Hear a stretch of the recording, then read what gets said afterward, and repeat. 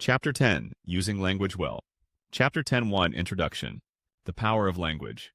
Imagine for a moment that you were asked to list everything that you know about the country of Italy, in spite of the fact that you have never actually visited the country.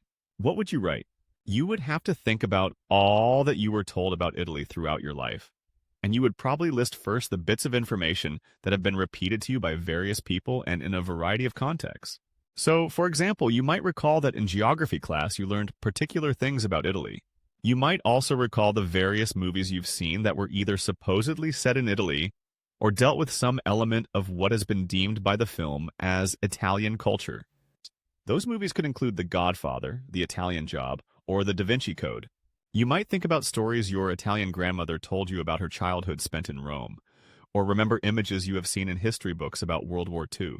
In other words, throughout your life you have learned a lot of different things that you now assume to be true about this country called Italy. And you've learned all of these things about Italy through language, whether it be through verbal storytelling or through your interpretation of images in a book or on a screen. Now, consider for a moment the possibility that everything you've heard about Italy has been incorrect. Since you have not ever actually been to the country and had first-hand experience with its geography and culture, for example, how would you know if what you've been told is true or not? Language is one of the most influential and powerful aspects of our daily lives, and yet very few people pay attention to it in their interpersonal and public communication. The power of language cannot be overemphasized. Language constructs, reflects, and maintains our social realities, or what we believe to be true with regard to the world around us. The point of the example above is that what we know is true about a person, place, thing, idea, or any other aspect of our daily lives very much depends on what experiences we have had or not, what information we have or have not come across, and what words people have used or not used when communicating about our world. Language can also have an impact on how we feel about this reality. How we define words and how we feel about those words is highly subjective. In fact, cognitive psychologist Lara Boroditsky showed a key to a group of Spanish speakers and to a group of German speakers. The researchers then asked the participants to describe the key they had been shown. Because the Spanish word for key is gendered as feminine, Spanish speakers defined the key using words such as lovely, tiny, and magic. The German word for key is gendered masculine, however, and German speakers defined the key using adjectives like hard, jagged, and awkward. This study suggests that the words we use to define something can have an impact on how we perceive what those words represent. Because language is such a powerful yet unexamined part of our lives, this chapter focuses on how language functions and how competent speakers harness the power of language. Consider the case of the Reverend Dr. Martin Luther King Jr. Indeed, many speakers before him made the very same persuasive arguments regarding the lack of civil rights for Black Americans. Yet we regularly point to the Reverend Dr. King as a preeminent speaker for the civil rights movement because he was a master of language. He employed the power of language to move his audiences in ways they had not been moved before, and we remember him for his eloquence. Communication versus language. To understand the power of language, we need to differentiate between communication and language. Communication occurs when we try to transfer what is in our minds to the minds of our audience. Whether speaking to inform, persuade, or entertain, the main goal of a speaker is to effectively communicate her or his thoughts to audience members. Most chapters in this text help you determine how best to communicate information through considerations such as organizational structure, audience analysis, delivery, and the like. Language, on the other hand, is the means by which we communicate, a system of symbols we use to form messages. We learn language as a child in order to read, write, and speak. Once we have mastered enough language, we can communicate with relative ease. Yet growing up, we rarely learn much about language choices and what they mean for our communication. We regularly hear people say, if we just communicated more or for longer periods of time, we'd better understand each other. What these types of statements reflect is our lack of understanding of the differences between communication and language. Therefore, many of us believe that when problems arise, we should strive to have more communication between the parties. But what we need is better communication by focusing on language choice. Language creates social reality. Our social realities are constructed through language, and therefore people with different experiences in and understandings of the world can define the same things in very different ways. Language is culturally transmitted. We learn how to define our world first from our families, and then our later definitions of the world are influenced by friends and institutions such as the media, education, and religion. If we grow up in a sexist culture, we are likely to hold sexist attitudes. Similarly, if we grow up in a culture that defines the environment as our first priority in making any decisions, we're likely to grow with environmentally friendly attitudes. Language, then, is not neutral. As a culture, as groups of people, and as individuals, we decide what words we're going to use to define one thing or another. For public speakers, these facts are important for three primary reasons. First, the careful use of language can make the difference between you giving a remarkable speech and one that is utterly forgettable. Second, you must remember that audience members may not share the same language for the definition of the very same ideas, realities, or even the world. If you are not careful with your language, you may unintentionally communicate something negative about yourself simply because of a careless use of language.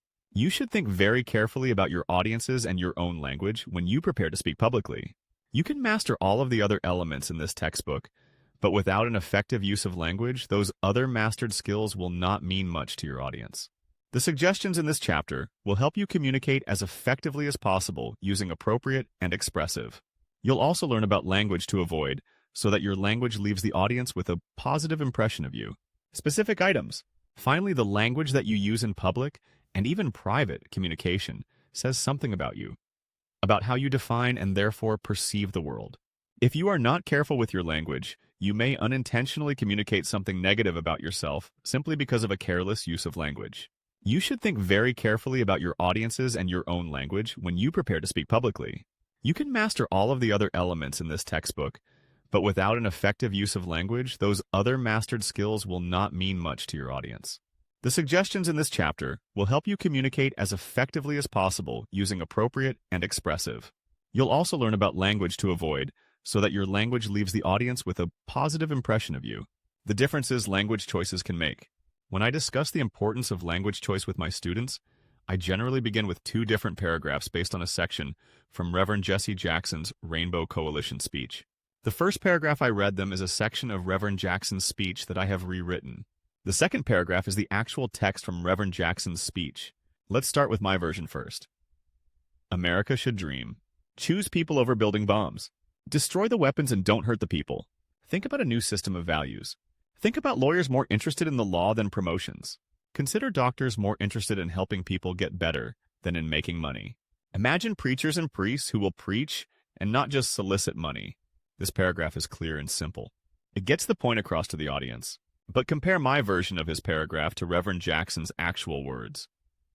Young America dream. Choose the human race over the nuclear race.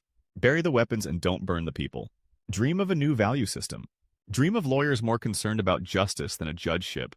Dream of doctors more concerned about public health than personal wealth. Dream of preachers and priests who will prophesy and not just profiteer. The significant difference between these two versions of the paragraph can be explained simply as the difference between carefully choosing one group of words over another group of words. My version of the speech is fine, but it is utterly forgettable. Reverend Jackson's exact wording, however, is stunning. The audience probably remembered his speech and the chills that went down their spines when they heard it long after it was over. This example, I hope, exemplifies the difference language choice can make. Using language in a way that makes you and your speech memorable, however, takes work.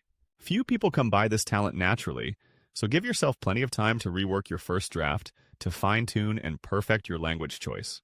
Using some of the strategies discussed below will help you in this process. Chapter 10.3, Using Stylized Language. Stylized language is language that communicates your meaning clearly, vividly, and with flair. Stylized language doesn't just make you sound better, it also helps make your speeches more memorable. Speakers who are thoughtful about using language strategies in their speeches are more memorable as speakers, and therefore so too are their messages more unforgettable as well. Metaphors and similes. One strategy that promotes vivid language is the use of metaphors. Metaphors are comparisons made by speaking of one thing in terms of another. Similes are similar to metaphors in how they function. However, similes make comparisons by using the word like or as, whereas metaphors do not. The power of a metaphor is in its ability to create an image that is linked to emotion in the mind of the audience. It is one thing to talk about racial injustice. It is quite another for the Reverend Dr. Martin Luther King Jr. to note that people have been battered by storms of persecution and staggered by the winds of police brutality. Throughout his I Have a Dream speech, the Reverend Dr. King uses the metaphor of the checking account to make his point. He notes that the crowd has come to the March on Washington to cash a check and claims that America has defaulted on this promissory note by giving the Negro people a bad check, a check that has come back insufficient funds. By using checking and bank account terms that most people are familiar with, the Reverend Dr. King is able to more clearly communicate what he believes has occurred. In addition, the use of this metaphor acts as a sort of shortcut.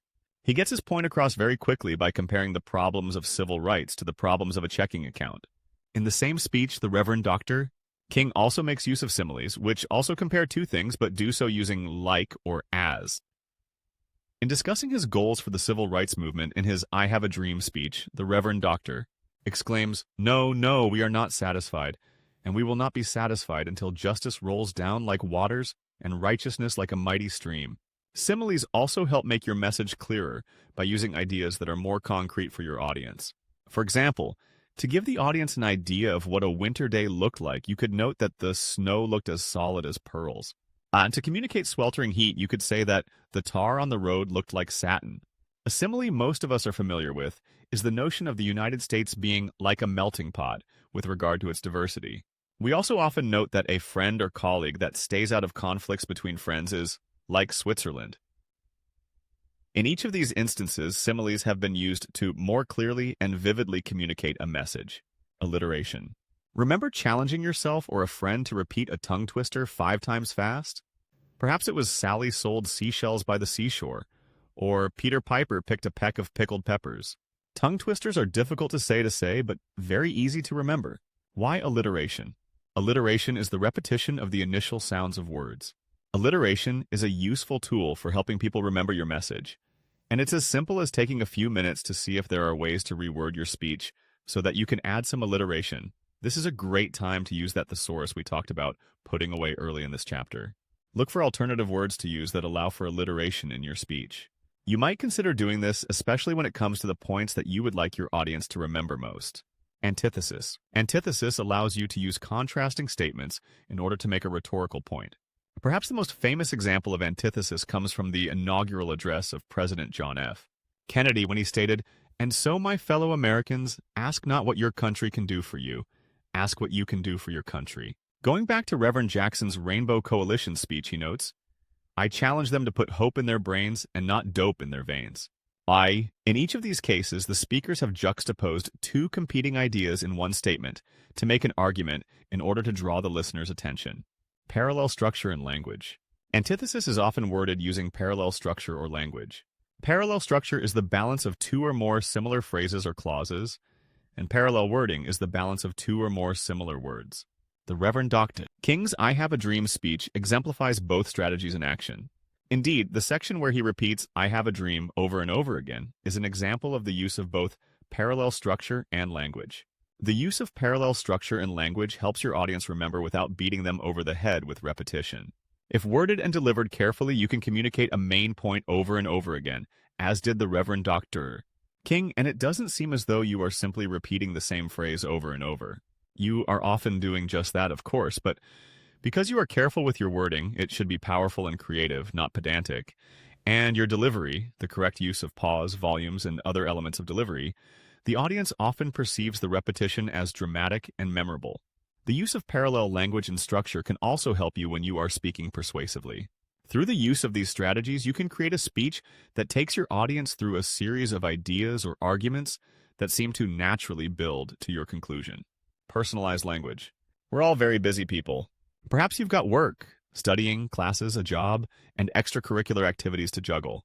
Because we are all so busy, one problem that speakers often face is trying to get their audience interested in their topic or motivated to care about their argument. A way to help solve this problem is through the use of language that personalizes your topic. Rather than saying "one might argue," say "you might argue." Rather than saying "this could impact the country in ways we have not yet imagined," say "this could impact your life in ways that you have not imagined." By using language that directly connects your topic or argument to the audience, you better your chances of getting your audience to listen and to be persuaded that your subject matter is serious and important to them. Using words like us, you, and we can be a subtle means of getting your audience to pay attention to your speech. Most people are most interested in things that they believe impact their lives directly. Make those connections clear for your audience by using personal language. Chapter 10.4, The Importance of Ethical and Accurate Language. Language and Ethics. As was noted at the beginning of this chapter, language is culturally transmitted. We learn our language from those around us. For most of us, this means that we may first learn language from our parents. But as we grow older, other family members, friends, educators, and even the media impact our vocabularies and our choices regarding what language we use. Think about a world without language. Quite simply, we'd have no way of participating in our world without it. People constantly produce language to categorize and organize the world. Think back to our discussion of how language influences your social reality. In my work as a mentor, I tutored a girl in elementary school who had a very difficult time saying the word lake. I used the word lake as part of a homework exercise. What I had not realized was that she had never seen a lake, either in person or in a picture. Or, if she had seen a lake, no one had pointed to that body of water and called it a lake. The concept of a lake was simply not in her reality. No lakes existed in her world. This is a key example of how the language that we learn and that we choose to use says something about our social reality. Consider the above example another way. Let's say that my young friend had seen a lake and knew how to say the word and what the word referred to, but that she had only been privy to people who use the word negatively. If throughout her life, lakes were discussed as bad things to be avoided, she would have a very different perspective on lakes than most people. Switching this example around a little helps illustrate the fact that language is not neutral. Language carries ideas, and while there is often more than one choice in terms of which word to use, often the words from which you are choosing are not equal in terms of the reality that they communicate. Think about the difference between calling a specific place the projects versus calling that same place public housing. Both phrases refer to a particular geographical space, but calling a neighborhood the projects as opposed to public housing communicates something very different and more negative about this neighborhood. Often students use the words that they hear more commonly used, so referring to the projects as opposed to public housing usually indicates that they have not thought enough about their word choices or thought about the impact of those choices. As this example points out, we have a variety of words from which to choose when constructing a message. Successful speakers recognize that in addition to choosing words that help with clarity and vividness, it is important to think about the connotations associated with one word or the other. When speakers are not careful in terms of word choice in this sense, it is possible to lose credibility with the audience and to create the perception that you are someone that perhaps you are not. If you use the projects instead of public housing, audience members may view you as someone who has negative perceptions of people who live in public housing when you do not feel that way at all. Clearly, not being careful about language choices can be a costly mistake. But what do these examples have to do with ethics? For our purposes here, there are two ways to think about communication and ethics. First, ethical communication is that which does not unfairly label one thing or another based on personal bias. So, in addition to choosing public housing over the projects, an ethical speaker will choose terms that steer clear from intentional bias. For example, pro-life speakers would refrain from calling pro-choice people pro-abortion, since the basic principle of the pro-choice position is that it is up to the person, not society, to choose whether or not an abortion is acceptable. That is a very different position than being pro-abortion. Indeed, many pro-choice citizens would not choose abortion if faced with an unplanned pregnancy. Therefore, calling them pro-abortion does not reflect the reality of the situation. Rather, it is the purposeful and unethical use of one term over the other for emotional impact. Similarly, if a pro-choice person is addressing a crowd where religious organizations are protesting against the legality of abortion, it would not be ethical for the pro-choice speaker to refer to the anti-abortion protesters as religious fanatics. Simply because someone is protesting abortion on religious grounds does not make that person a religious fanatic. And as in the first example, choosing the latter phrase is another purposeful and unethical use of one term over another for emotional impact. A second way to link communication and ethics is to remember that ethical speakers attempt to communicate reality to the best of their ability. Granted, as was noted above, each person's social reality is different, depending on background, on of cultural institutions, for example. But regardless of whether you think that a lake is a good or bad thing, lakes still exist in reality. Regardless of whether or not you think rocks are useful or not, rocks still exist. So, ethical communication also means trying to define or explain your subject in terms that are as closely tied to an objective reality as is possible. It is your best attempt to communicate accurately about your topic. Chapter 10.5 Avoiding the Language of Pitfalls. There are other aspects of language you should consider when thinking about how language choices impact the audience's perception of you. Profanity. It seems obvious, but this fact bears repeating. You should refrain from using profanity in your speeches. One of the primary rules of all aspects of public speaking, audience analysis, delivery, topic selection, etc., and is that you should never ignore audience expectations. Audiences do not expect speakers to use profane language, and in most cases, doing so will hurt your credibility with the audience. It is true that certain audiences will not mind an occasional profane word used for effect, but unless you are speaking to a group of people with whom you are very familiar, it is difficult to know for sure whether the majority of the audience will respond positively or negatively to such language use.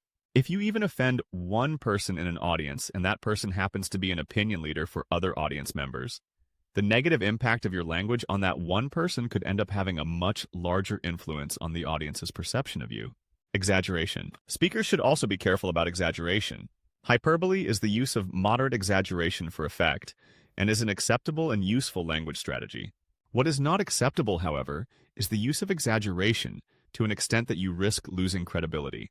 For example, while it is acceptable to note that it snows in South Texas as often as pigs fly, it would not be acceptable to state that it never snows in South Texas. In the first case, you are using hyperbole as a form of exaggeration meant to creatively communicate an idea. In the second case, your use of exaggeration is stating something that is not true. It is unwise to use words such as never and always when speaking. It may be the case that speakers make this mistake accidentally because they are not careful with regard to word choice. We so easily throw words like always and never around in everyday conversation that this tendency transfers onto our public speeches when we are not thinking carefully about word choice. There are two problems with the careless use of exaggeration. First, when you use words like always and never, it is not likely that the statement you are making is true, as very few things always or never happen. Therefore, audiences might mistake your careless use of language for an attempt to purposefully misrepresent the truth. Second, when you suggest that something always or never happens, you are explicitly challenging your audience members to offer up evidence that contradicts your statement. Such a challenge may serve to impact your credibility negatively with the audience, as an audience member can make you look careless and/or silly by pointing out that your always or never statement is incorrect. Powerless language. Finally, think about using powerful language when speaking. Because women are more likely than men to be socialized to take the feelings of others into account, women tend to use less powerful language than men. Gamble and Gamble, 2003-62. Both men and women, however, can use language that communicates a lack of power. In some cases, speakers use powerless language that communicates uncertainty. For example, a speaker might say, "It seems to me that things are getting worse," or, "In my estimation, things are getting worse." These phrases communicate a lack of certainty in your statements. It is likely that in the case of these speeches, the speaker is arguing that some problem is getting worse. Therefore, more powerful language would be acceptable. Simply state that things are getting worse and don't weaken your statement with phrases that communicate uncertainty. Speakers should also beware of hedges, tag questions, and qualifiers. Examples of hedges would include, "I thought we should," "I sort of think," or "maybe we should." Use more powerful statements such as "we should" or "I believe." In addition, speakers should avoid the use of tag questions, which are quick questions at the end of a statement that also communicate uncertainty. People who use tag questions might end a statement with, "Don't you think?" or "Don't you agree?" rather than flatly stating what they believe, because it can appear to audiences that you are seeking validation for your statements. Qualifiers such as "around" or "about" make your sentences less definitive, so generally avoid using them. Interestingly, however, there are cases when using less powerful language may be useful. While a full discussion of these instances is out of the purview of this chapter, good speakers will recognize when they should use more or less powerful language. I tell my students that there are some cases when negotiation between two or more parties is the key, and that in these instances, using language that communicates complete certainty might impede fruitful negotiation, because other parties may incorrectly perceive you as inflexible.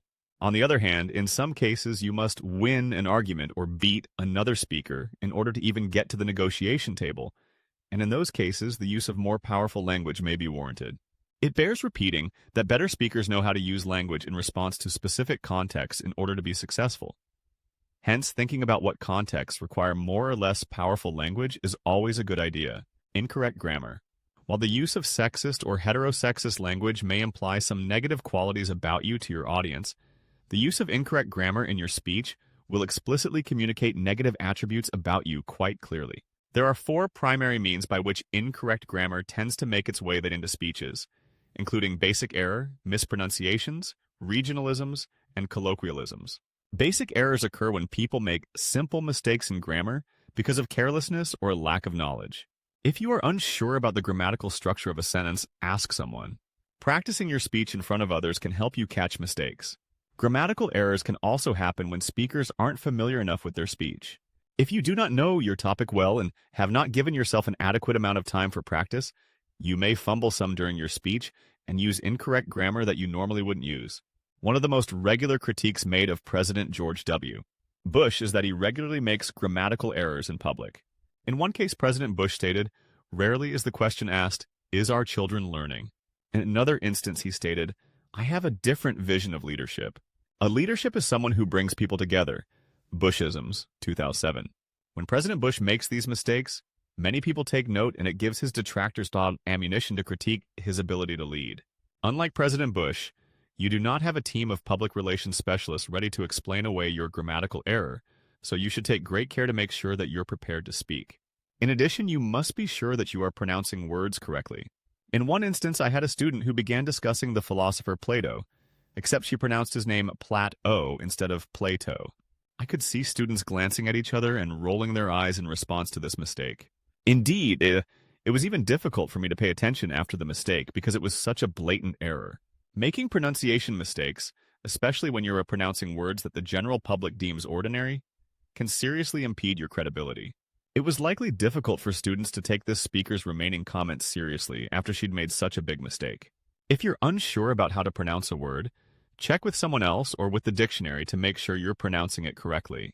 In fact, many online dictionaries such as Merriam-Webster, Common Dictionary, now include a function that allows you to hear how the word is pronounced. And if it's a word you're not used to saying, such as a technical or medical term, practice saying it out loud 10-20 times a day until you're comfortable with the word. Remember that our mouths are machines and that our tongues, teeth, cheeks, lips, etc. all work together to pronounce sounds. When faced with a word that our mouths are not yet trained to say, it is more likely that we'll mispronounce the word or stutter some on it during a speech. But if you practice saying the word out loud several times a day leading up to your speech, you're less likely to make a mistake and your confidence will be boosted instead of hurt in the midst of your speech. Some grammar problems occur because people use regionalisms when speaking, which may pose problems for people in the audience not familiar with the terms being used. Regionalisms are customary words or phrases used in different geographic regions. For example, growing up in Texas, I used y'all, while my students in Pennsylvania might use you'ns or yins to mean a group of people. In the South, many people use the phrase Coke to mean any soft drink, probably because Coca-Cola is headquartered in Atlanta. While in the Northeast, a Coke might be called a tonic, and in other regions it might be called a pop or soda pop. You must be careful when using regional terms because your audience may not interpret your message correctly if they are not familiar with the regionalism you're using. Try to find terms that are broader in their use, perhaps using you all or soft drink, instead of the regional terms you may be used to using in everyday conversations. Another grammar issue often linked to region is the use of colloquialisms. Colloquialisms are words or phrases used in informal speech, but not typically used in formal speech. Using the word crick instead of creek is one example of a colloquialism, and in some areas, "I'm getting ready to cook dinner" would be said, "I'm fixin' to make dinner." Colloquialisms can also be phrases that stem from particular regions. In some regions, nice clothes are often referred to as your Sunday best. And in some areas, when people are preparing to vacuum, they note that they are getting ready to red up the place, make it ready for visitors. Like regionalisms, an audience understanding your use of colloquialisms depends on their familiarity with the language tendencies of a certain geographic area. So, steering clear of their use can help you make sure that your message is understood by your audience. Another problem that regionalisms and colloquialisms have in common is that some audience members may consider their use a sign of lesser intellect because they are not considered proper grammar. So you also risk leaving a bad impression of yourself with audience members if you make these language choices for a formal presentation. Other language choices to consider. Clichés are phrases or expressions that, because of overuse, have lost their rhetorical power. Examples include sayings such as, "the early bird gets the worm," or "making a mountain out of a molehill." Phrases such as these were once powerful ways of communicating an idea, but because of overuse, these phrases just don't have the impact that they once had. Using clichés in your speeches runs the risk of having two negative attributions being placed on you by audience members. First, audience members may feel that your use of a cliché communicates that you didn't take the speech seriously and/or were lazy in constructing it.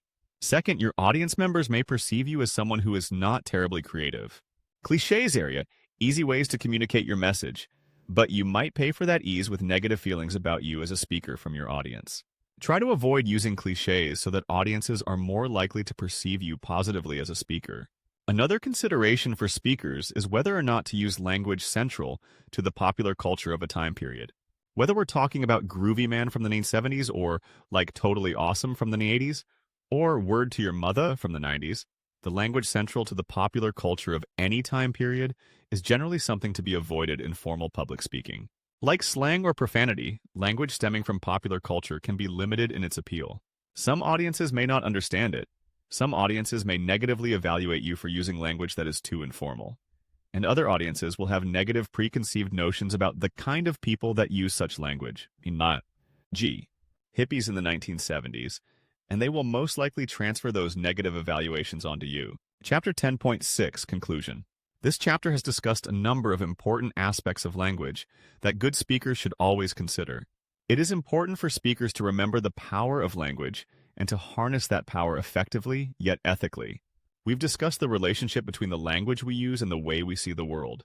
The importance of using language that is clear, vivid, stylized, ethical, and that reflects well on you as the speaker. The difference between choosing one word over another can be as significant as an audience member remembering your presentation or forgetting it, and/or an audience turning against you and your ideas.